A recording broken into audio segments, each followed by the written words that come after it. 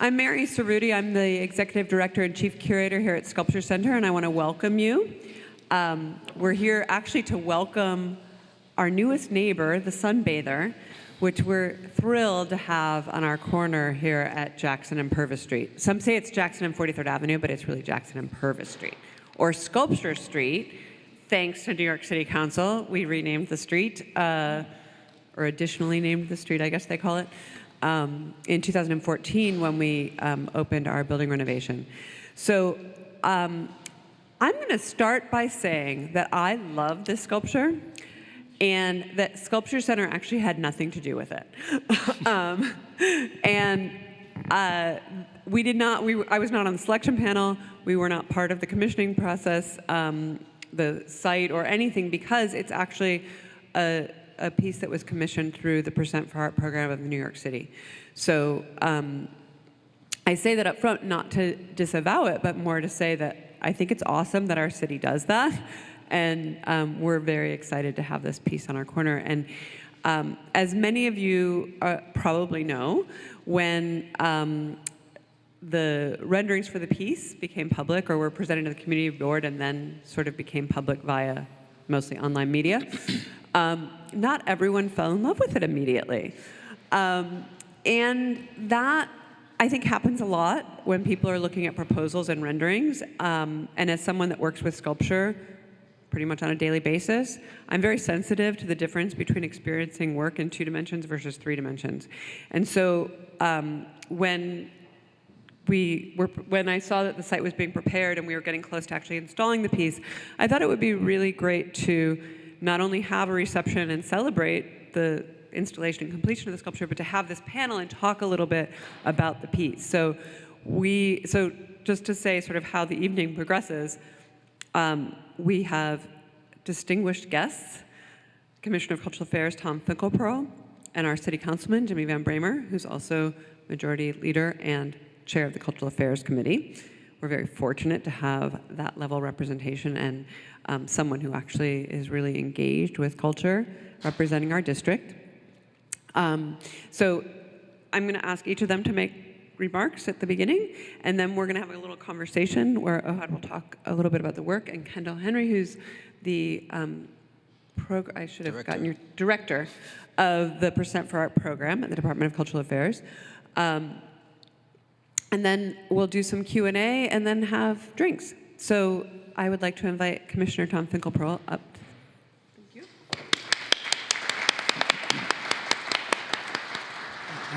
Thanks so much. By the way, there's a couple of seats up in the front if people are looking. We had some extra reserved seats, which are not being used. So I got into public art when I was working at PS1 right down the street here. And I had been making public art myself as an artist for a number of years. And actually doing shows at PS1 that had to do kind of with public sector and this and that. And then this job came up at the Department of Cultural Affairs to be the director of Percent for Art. And I said, I'm going to go for that and really understand what it is to be working in the city, the whole city. So I applied and I got the job in 1990. I was there for 6 years and we commissioned stuff all over the place. And it was really an interesting process to watch how these things sort of unfold in public.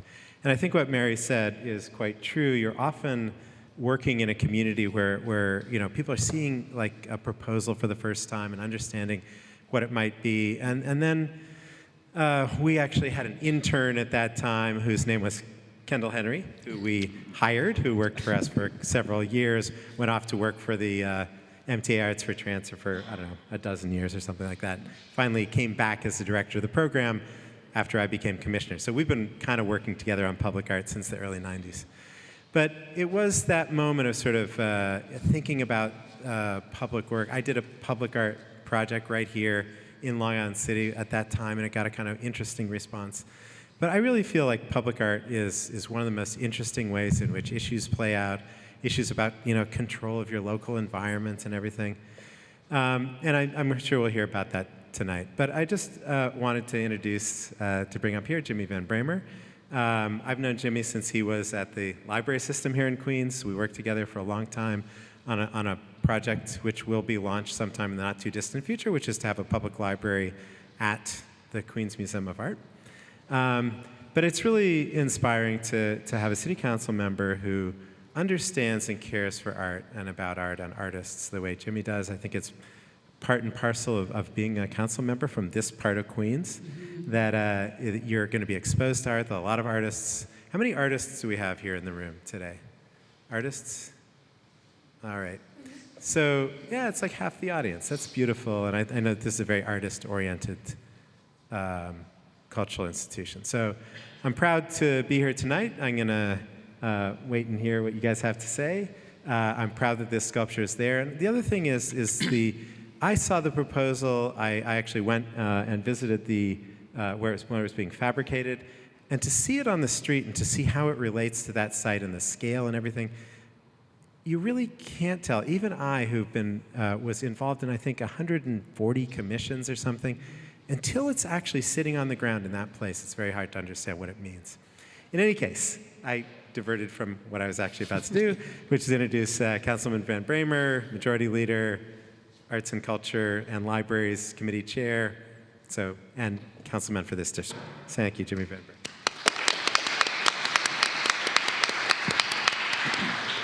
Thank you very much, Tom. It's great to have a Cultural Affairs Commissioner who we know and trust and is doing great things for the artists of the City of New York. First of all, I just want to say, as the council member who represents this district and who's the chair of Cultural Affairs, I fully support public art and the Percent for Art program. I believe in it. We are fighting hard for it, and we may soon expand the Percent for Art program so there's more public art in the City of New York. I think that makes New York City a better place when we have more public art, more places for discussion and contemplation, more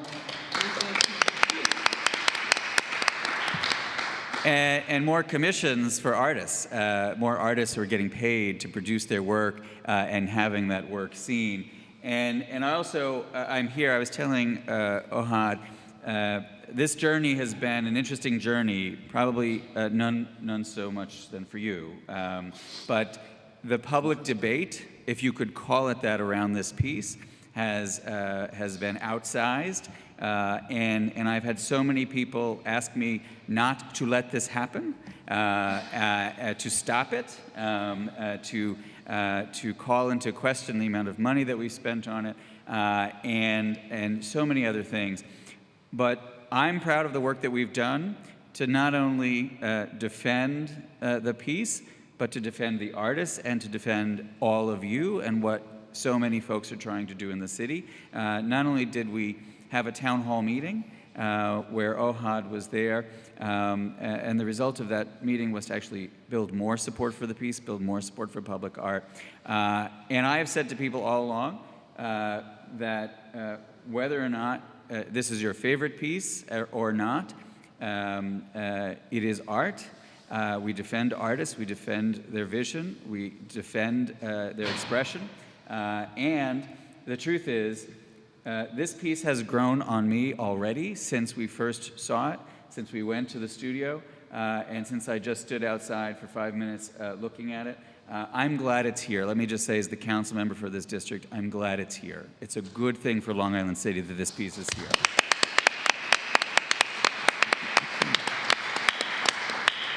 And I was telling Ohad that I had a reporter, once they saw the public schedule, that I was going to be here tonight, say, "You're going to be there? You're actually going to go?" And I said, "Of course I'm going to go. It's where I should be, and it's where I should be as the chair of Cultural Affairs." And I also just want to say, the site that you're seeing, the photograph that you're seeing, is going to continue to change, right? There's a construction fence on the lower left-hand side. A building will appear there soon, and Ohad's piece is beautiful, and I think it's going to grow on the community and become a landmark. So thank you for doing the piece, for coming to that town hall meeting, which some people thought was going to be ugly a couple of years ago. It didn't work out that way, thank goodness. And I want to thank all of you, the folks who are artists, the folks who support art, the folks who believe in the Percent for Art program, and public art in particular. This is something that I want more of in the city of New York. and we're going to do all we can as your council member, as the chair of cultural affairs, to work with the administration to make it so. So thank you, Mary.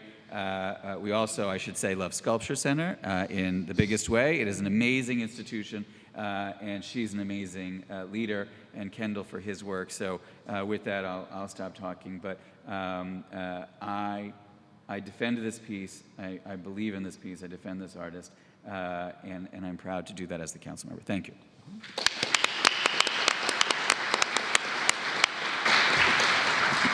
Thank you very much, Commissioner and Councilman Bramer.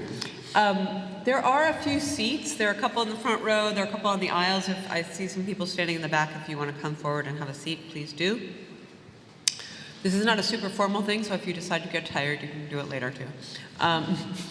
So I thought that we should start by talking about the art. I think we want to talk a little bit about the Percent for Art process and how this piece got here and all of that, but I think for those of you that weren't part of the town hall and don't have all that background, but I think I always like to start by talking about the actual art. So I asked Ohad to give us, to sort of select a few images and give us a little background on how he approached this commission and how he came to propose this piece. Can you hear me? Yeah. So first of all, thanks. This is like an amazing opportunity. It started like 3 years ago, and I have not done anything like this before. So it's, and through the rocky process, I felt protected, or like mediated through the city and everybody that was involved, and not to say that it wasn't confusing, but in the end it was really interesting, and I kept saying, like, I will do this again. I'm in a way relieved to come out of like museum and gallery space and to do something in the city and to talk to people that don't necessarily go to galleries and museum. And this is, after all, public money, which is like the cleanest money around.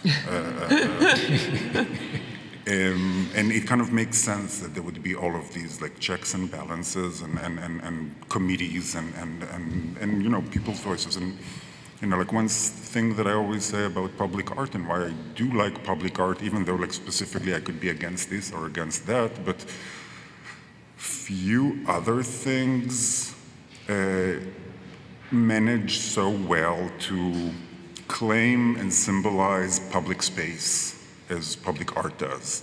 And in a funny way, like the whole, like a controversy about why is this ugly thing going there, and why is our money spent on this thing? It's like a moment where people suddenly, they don't do it for so many other things, but like suddenly when there's art, everybody is a citizen. Like, this is my space. That means that this belongs to us. And in a way, I can take this heat. And it's a tricky path, but I was, I mean, this was a fantastic learning experience for me. And Tom keeps saying like that a lot of people like do one and then they don't want to do another, and I'll do another. I mean, I don't think I'll do another one in New York in the near future. Like it's time for others to have their chance. I got like a pretty generous chance to do here, but I mean, this is a fantastic place to work, and it feels like a process of growth. So it's a bit weird for me to talk at this point about my intentions, but I will do a little, because like I've been talking a lot about my intentions, which is pretty different than how we would work in a gallery or a museum, where you basically talk afterwards and like you see the works. I've been making a proposal and telling people what do I think it's about and why did I make all the selections.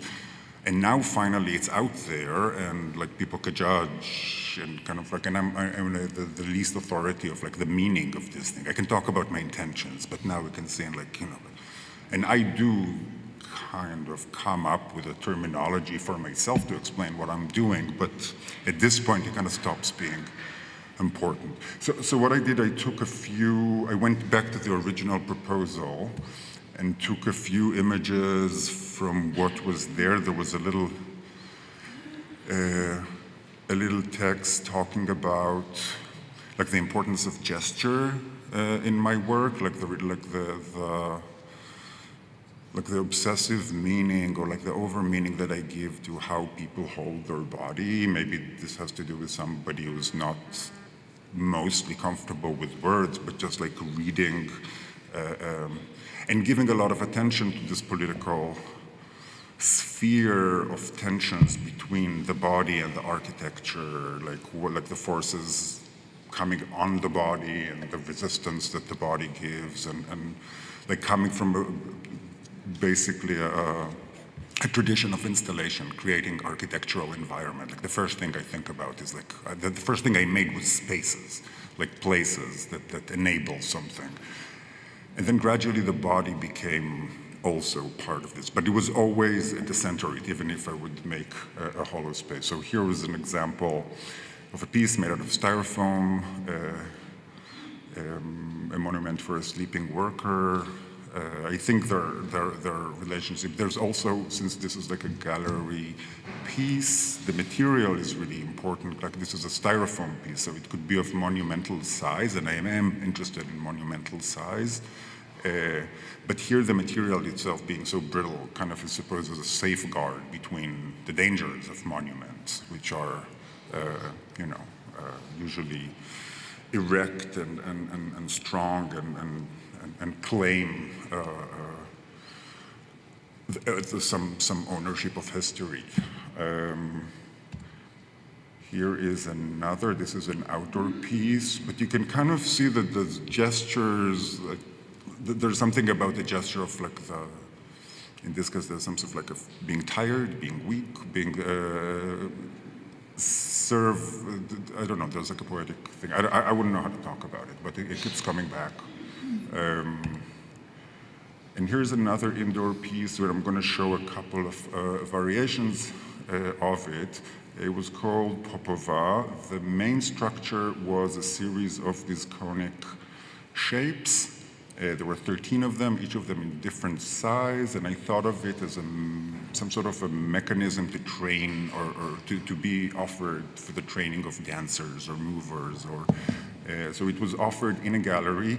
When they come together, they generate a big reclining figure, and I named it Popova, and the second version I named Stepanova as a node to the constructivist artists, stage designers, like this place where and the idea was that a group of, like a theater group in this case, was given this room for the duration of a show to use it in whatever they were working on, but they would work there in the off hours, and where people come, it would be rearranged and made into, but the force that would move it around would be the theater, would be the people, would be this idea. So this is like an experimental thing. Then there was a version of this that was produced for Public Art Fund, like same measurements, same elements made out of aluminum to endure like a year outdoors in downtown Brooklyn. The original idea was that in 4 different events,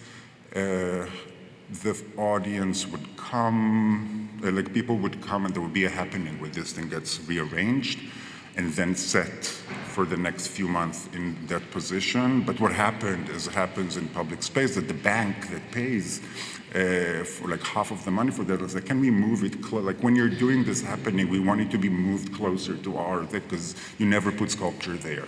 And I kind of refused, and then it stayed in its original thing, which is a sad thing. But it still exists folded and ready to go, like a modular thing. And there's another variation of it, which is like the last one, which was installed in a private property. And here is like the Matthias Berner Brown.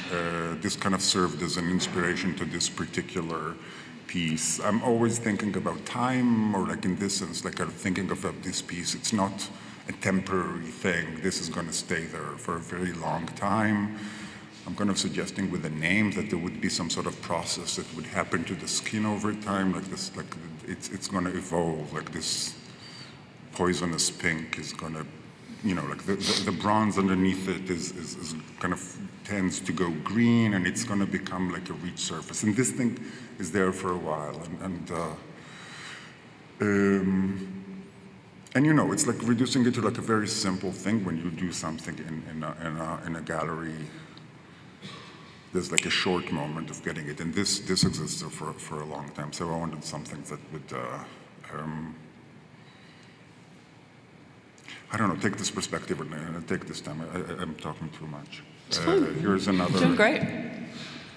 And talking about time, this thing is tiny, and it's at the Met, and it's a bronze piece of a person working, like somebody making a helmet. So it's perfect, like it's working class. It's like the position of work, like the position, but also like what happens to the material over time, and like the perspective of. So when the commission came and I was submitting my very original proposal, I went back to this particular piece, which I did in a different moment, which was kind of like imagining a utopic environment, and it came with all of these elements, and I kind of thought, well, this is a big commission in a pretty central place. I will never get it, which meant that I was totally free to this would be really interesting for me to see this thing, how it kind of works with this environment. And I think it was in a way very intuitive. Like all of the decisions that came later had to do with refining and like the actual space and where do you do, and is there a pedestal or isn't it, or like little things that have to do with but the general image, luckily for me, with all the outpouring of like public disinterest, I was very happy that I have gotten the support of the professionals in the beginning, that the image was there, and then this thing ended up being that. So this is not part of the proposal. For me, a lot of the images still look like the rendering, because I was like looking at the rendering so long. It's hard for me to break it. I think I should. I actually have to say, it actually looks a lot like the rendering. You did a really good job with the rendering. But I think also looking at like revisiting the proposal this week in preparation, it also struck me like how much the neighborhood has changed since. That those renderings were done, so that the environment is constantly changing. And I think that, to me, is one of the things that you started to talk about that I like very much about this piece, is the way it sort of addresses change and the passage of time by kind of resisting it or slowing it down. So in this environment where, like, the neighborhood, I mean, every time somebody comes to SculptureCenter, they say, I haven't been here over a month and there's another building, which is pretty much the pace at which buildings are built around here. But then, and it's New York City, so there's just a quick pace to everything that everyone does here.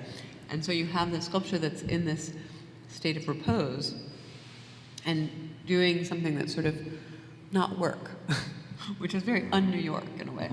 And I think it manages to sort of capture your attention in part because it stands out in that way. While it also responds to this, I mean, it's talked about site responsive. I think it responds to that environment in this really specific way because it's sort of resisting all of this flurry of activity that's happening around it all the time. And and it makes me kind of jealous.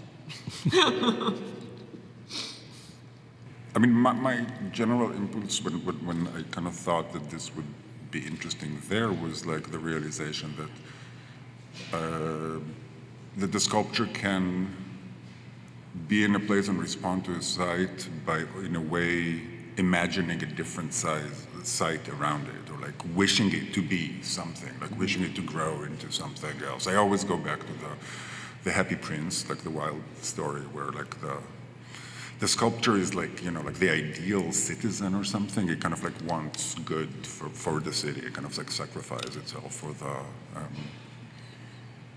like it's a really interesting way to, or a very early for me, like note of like like personifying a sculpture, and I kind of imagine this level of like storytelling that could go around it. Like you could imagine it standing up, or you can imagine where it's coming from. And I mean, there is this like which kind of annoyed a lot of people. There's like a little bit of like a child play thing in it. It's anatomically horrible, but it still holds something about that. Well, but when you see those reference images in the ancient sculptures, they're, Yeah. then you see where that aesthetic kind of comes from, perhaps. I also think, I know that when the rendering came out, a lot of people objected to the color pink, which I think was quite interesting to me, because when you get to color with sculpture, it's sort of like, well, what color should it be? Like, how do you choose a color for a sculpture? Do you want to say a little bit about your choice? Because I also, when you brought up, and we talked about earlier in another conversation about the finish of the work and how you think about like as a sunbather, the patina will change, and that in the same way that if we spend time in the sun, our skin changes color, and that you would that you're interested in allowing that to happen with this piece. So, do you want to say a little bit about the color and the finish? Sure. The color is like an intuitive thing, so I can kind of like try and say what it means, but I don't. It was like it was an intuitive choice. And I have to say, like, the process and the back and forth and the comments that came from the public, like, I am very hard to defend it, but because so many people hated it, I was like, I guess it has to be pink. Like, there's no way around it. I think, like, for me, just a starting point, it's going to age. I like the way sculptures end. I had kind of like, like an argument with, was it you or was it like some other part, which like about like graffiti? Yeah, about the graffiti, because I said it's so much about I'm fine with it. We weren't. No, that's not gonna happen. You're not allowed to say that publicly, I don't think. And no, now there's like anti-graffiti pen. It's so easy to clean up any graffiti, and but I was like, yeah, like it's like a starting point, and then it's out of my hands, and it's like time and people and. But I can understand why, this would rub some people the wrong way and what it symbolizes. Because part of our process is to really respect the artist's vision, but, be practical as well. And I told you, I would not totally allow graffiti to happen on this thing. Yeah. So, but it's a dialogue. Yeah. So, Positions about graffiti is a good thing. And the sunbather thing also came from, like, I was, and I included it in the proposal, I was reading at the time Lefebvre, and he's kind of imagining an architecture of resistance, or like looking for like where architecture manages to do where it fails in general, because architecture is, for him, like a medium of imagination, and all he does is like restricts us and builds like, but then he say, if you, like, for him going to the beach, is like a place where something about like the body takes its revenge, and in a way this is where the sunbather name kind of came to be relevant, and something just like introducing a presence of a body and playing with the scale for Okay. Maybe that's a good moment, and you should feel free to say whatever, but that for you, Kendal, to talk a little bit about the process of how these works are commissioned, and also, I guess I would say, when the controversy, or whatever we're going to call this, 2 years ago, when the piece, when people started to raise some objections to the rendering, and Jimmy said, we're going to have a town hall meeting, and we're going to look at this law, and I have to say, my first reaction was annoyance. Like, okay, so some people who probably don't really value art anyway are complaining, and we're gonna like gut a whole law and like change everything, and I was a little annoyed. But I went to the town hall meeting, and I've listened to everybody, and I have to say I'm really impressed with what's coming out of that process from what I have understood, and I think that because the value of public art is that it is this expression of our democratic society, and that, it can be messy, and that's fine. Messy is fine. But I think and you can speak to this a little bit more, I think some of the changes that are being implemented with the Sunbather program are finding ways to involve communities more in the process, which can only make them more invested in the art and have the art serve those communities and challenge them and be a fulcrum for a dialogue, which is exactly what public art has the potential to do. So I think it's actually leading to improvement. So, not only are we getting a terrific sculpture on Jackson Avenue out of this process, we're going to get an improved public art program for the city. Yeah. So, Kendal, why don't you say a little bit about how? Yeah. So, just out of curiosity, how many people here have actually done a public artwork? Okay, so there's a few.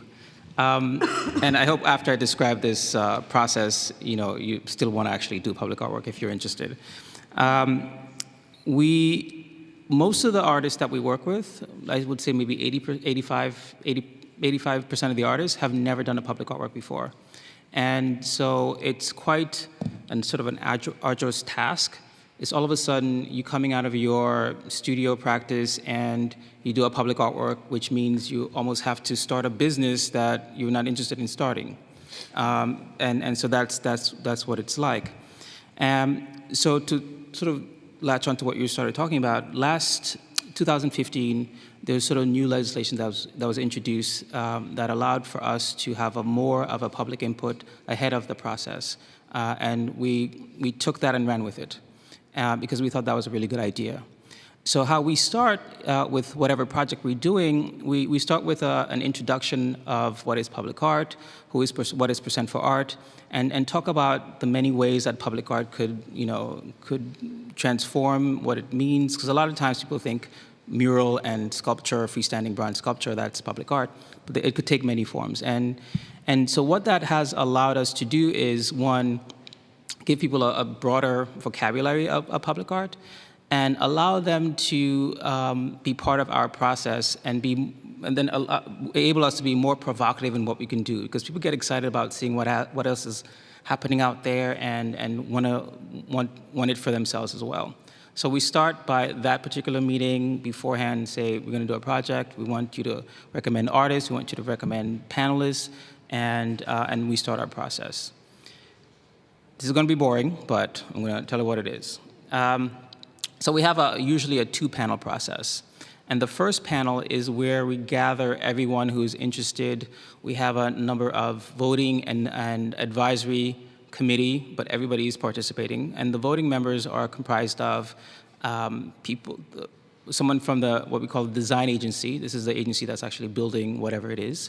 Someone from the sponsoring agency, a person who's the people that occupy the space. If it's a school, the Board of Ed. And someone from our office, and 3 outside arts professionals that have some connection to the location that the artwork is going to be in, at least from the borough. But they have to be an arts professional. And everybody else is people from the community, people from, representatives from government and whatnot. And so we all sit together in a room and look at artists that we think are appropriate for the project. We show between 40 and 50 artists that we think is appropriate, and through a series of discussions, we narrow that list down to about 5. And these artists are now contacted and introduced to the project with very, very great detail, and paid to submit to come in and talk about how they're going to approach the project. In this instance, we're not picking a proposal per se, but we're picking an artist who will come up with a proposal once they have a lot more information about the project. And so that's part 1. Once we have an artist, the artist is on board, that's when actually the work really begins. And so the artist now works with what we call it's going to be boring, but bear with me here, what we call the core review group. This is a group of, from our office, from the design agency, and from the sponsoring agency, that really speaks to the artist about, and the community, what form can an artwork take? Now, within that, there's a limitation of the budget. Okay, and I don't want to get into that right now, but I'll tell you that later. And so the artist has to work within the budget, and it's in a public environment, so materials are very limited in what could last at that period of time. And then the artist comes up with an idea that is vetted on that level. Once the artist has an idea that we're satisfied with, then it goes to the community board. And that's when, with Ohad's piece, this is the first viewing that you saw of that. And that's still some sort of an idea, right?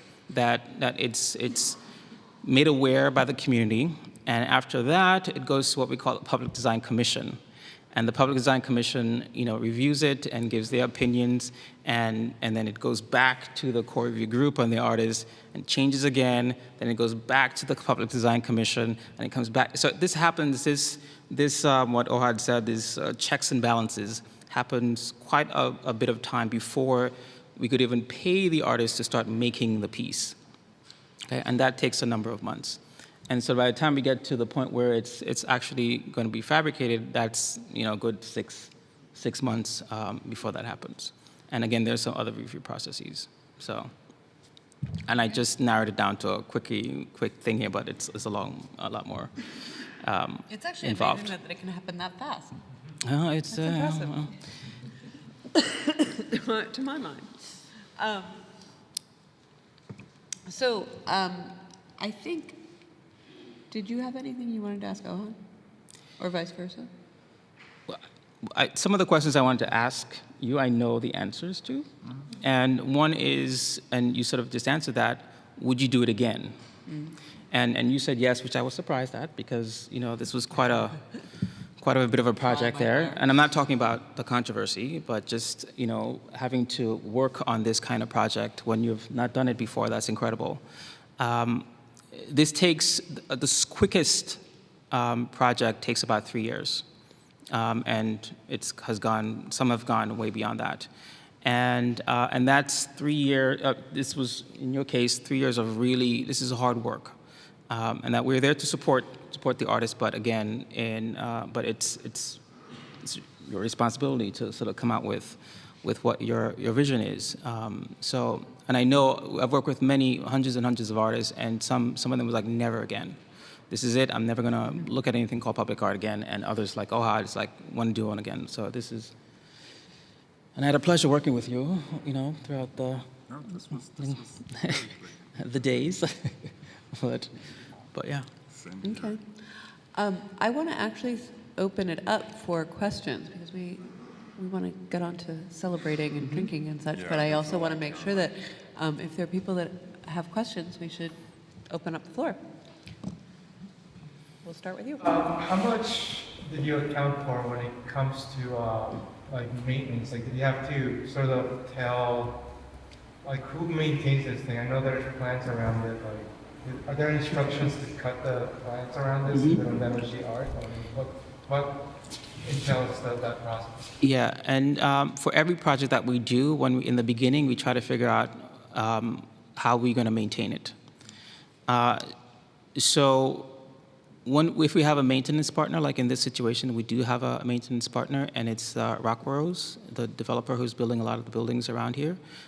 They're maintaining the piece. So if it's graffitied, though it has like 6 layers of graffiti coating on it, they're responsible for removing it. They're responsible for cutting the winter creeper that's surrounding the piece.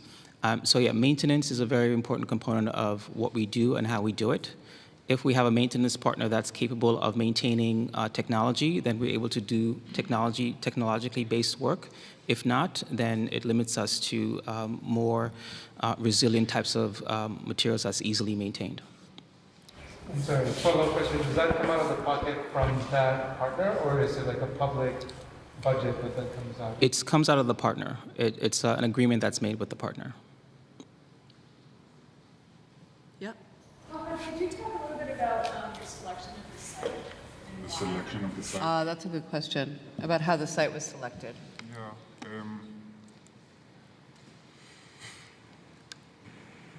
It's an interesting. I actually got when I was asked to make a proposal, there was a very clear red line marking, it needs to be here. It could be is this big. If it's that high, it could be this size. If that, it was very, very specific. Like they wanted it there, which I understand is not the common practice. Like usually there's a much larger site, and when the artist gets aboard, there's like the decision about where it's going to happen happens together, which was not the case in this one, which in a way kind of made my life easier, you know, like it took one less question to think about, but also I could look at it from the side, like why this traffic median and not the one in the next street? And when, like one of the, like, you know, like in all of this town hall thing, like one of the comments that kind of resonated most to me about the possibility of incorporating community into the process, because it's really problematic to like have everybody like vote democratically about what artwork is going to be done. But I did, like somebody mentioned, like somebody very kindly said that they like the piece, but they totally don't think this is the right location. And I thought that maybe a good, like the public would have probably an original insight about where to put public work, and of course there's like a million other factors, and it's not as if like, but it kind of resonated to me, and I kept looking at it. Looking at it retroactively, like after it's there, and you know, like talking about all of like my hopes and intention of what it should do to this place, and you know, like, and just judging, like, okay, so now there's an artwork in this space. I think it does something good to this place. It makes it into a location, like, you know, like let's meet by the ugly pink sculpture and turn left to the SculptureCenter. It does that. It creates some sort of it creates a space around it. It creates some sort of a dot, a stop. And in that sense, I think it was a wise decision, whoever made this decision, for whatever political intentions, to choose this particular spot and not the one on 44. Well, the location was selected for practical purposes as well, because there's a subway station underneath there, and there's just certain areas within that, the length of that that street that could support something of a significant weight, and so that's why we had that limitation.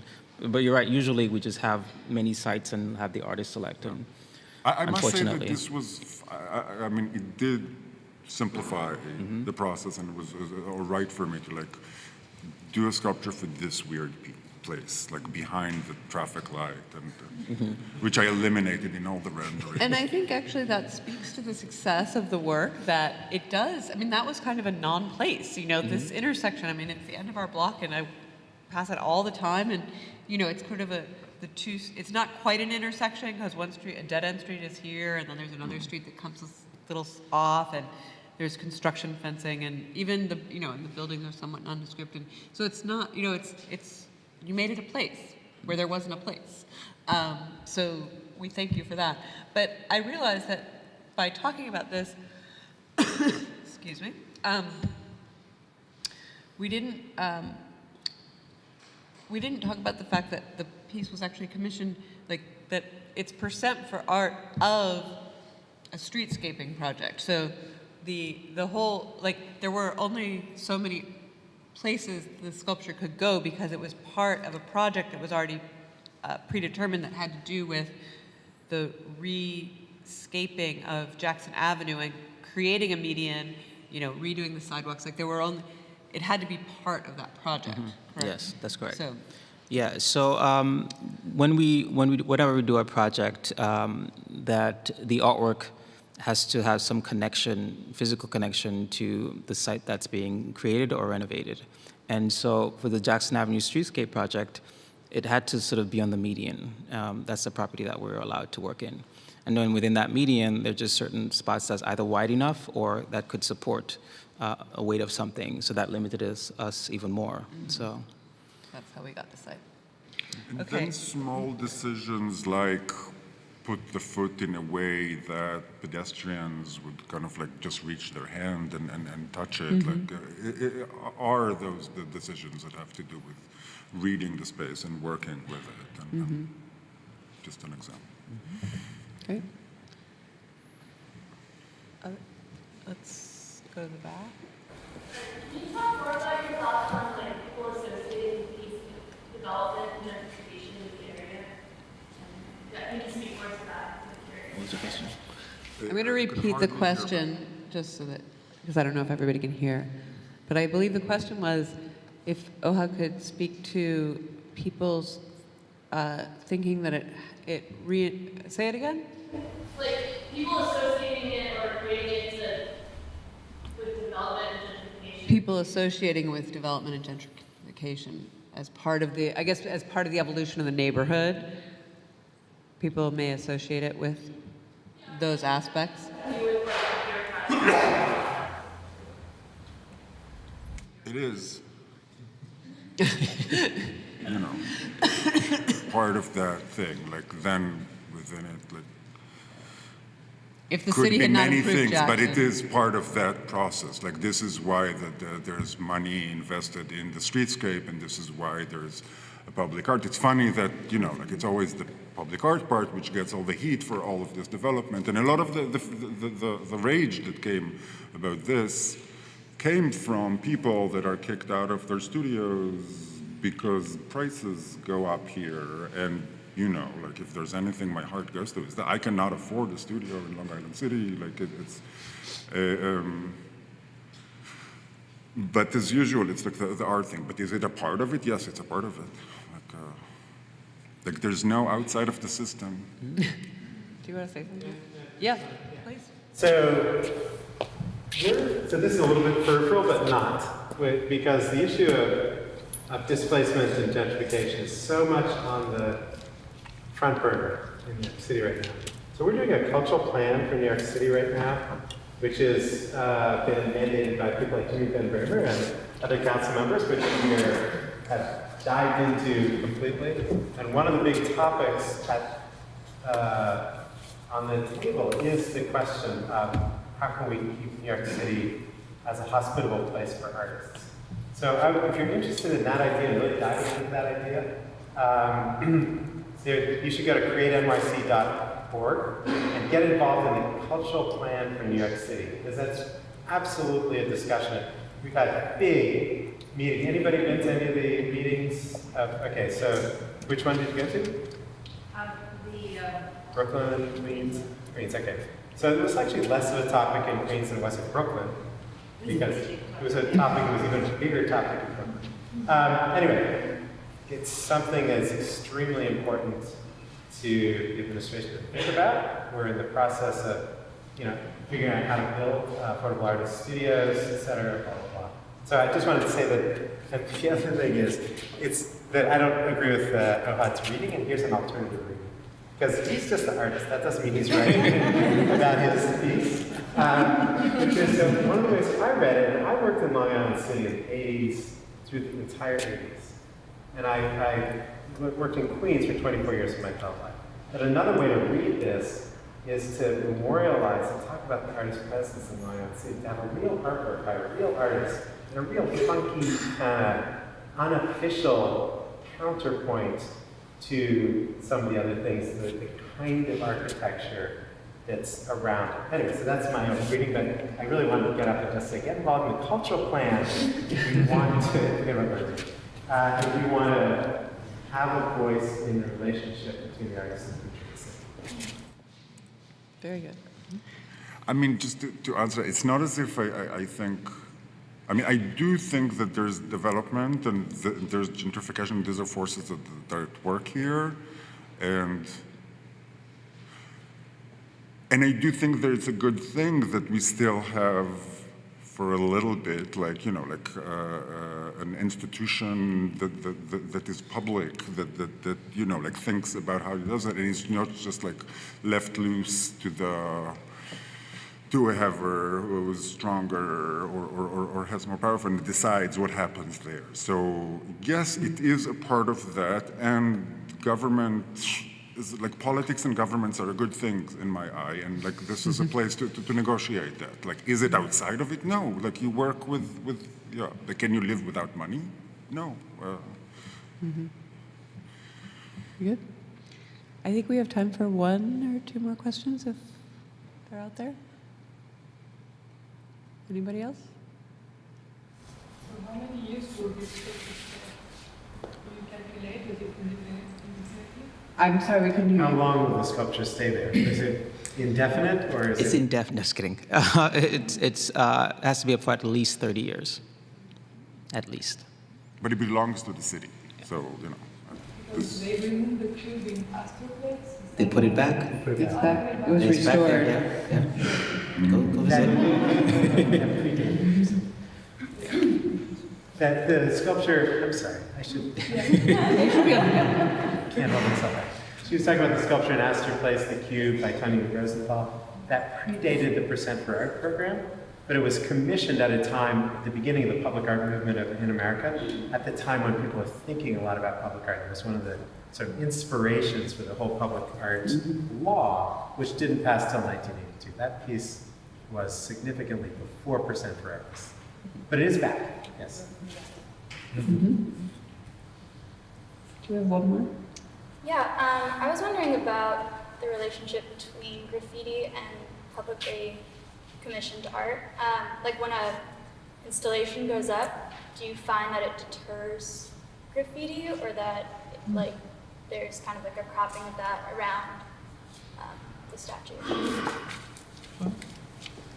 I have no I research. think that's for you, Kendall. Okay.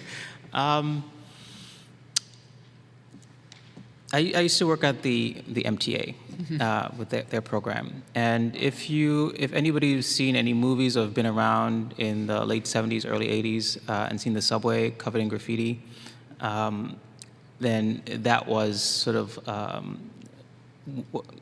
that was always a negative, graffiti in the subway. It was part of a bigger problem, and so when the stations were slowly being renovated. And I'm going to tell a little story I told Tom a while ago. So when the MTA was trying to revamp the subway stations, they did a little bit of market research. And some of the top things that came out of that was, better lighting, cleanliness, and art. That was some of the top stuff that came out of that. And they started renovating the stations, but they did not incorporate art. They did do the lighting and they did clean it up. And people still didn't feel as comfortable. And so now they adopted our Percent for Art program as part of the MTA's program, and they started commissioning art. And so the idea so there's always been the distinction between graffiti and public art in that way, because it reminded people of the demise, that part. So now when we commission artwork, we protect it to the point where graffiti doesn't stay on there, because it's almost like a sign of disrepair or neglect, and so we try to stay away from that. That's not to say that, in my personal opinion, there is room for both, and how I don't know how you define graffiti, but it has the meaning of it and how it's expressed has changed throughout the years. Now, some of it is called street art, and so that's a very different kind of thing. And I don't know if I answered your question, but yeah. But now it's not acceptable for graffiti to come on our work, and I think a lot of graffiti artists respect that kind of work as well. So a lot of times when we have artwork, you see graffiti next to it, but you don't see a lot of graffiti on the work itself. So it's this sort of mutual respect between these different types of artists. Very good. Okay, I think we're going to wrap up now so that we can move on to the next portion of the evening, which we will invite you. There are drinks in the lobby, and we'd love to have you all join us and have a drink, toast to Ohad and the Sunbather. I want to thank Commissioner Finkelpearl and Councilman Bramer for coming tonight, and Kendall and Ohad, thank you. I also want to And before you go on to get the drinks, I just want to say, visit our website, the city's website, Department of Cultural Affairs website, Percent for Art. We have a number of public art projects coming up, actually in Queens, that we'd like for you to apply for. Yeah, if you still want to do public art, of course. But yeah, it's a great opportunity, and you get to work with us, and we're very, we hold your hands through the process. So there you go. Great way to end it. Thank you.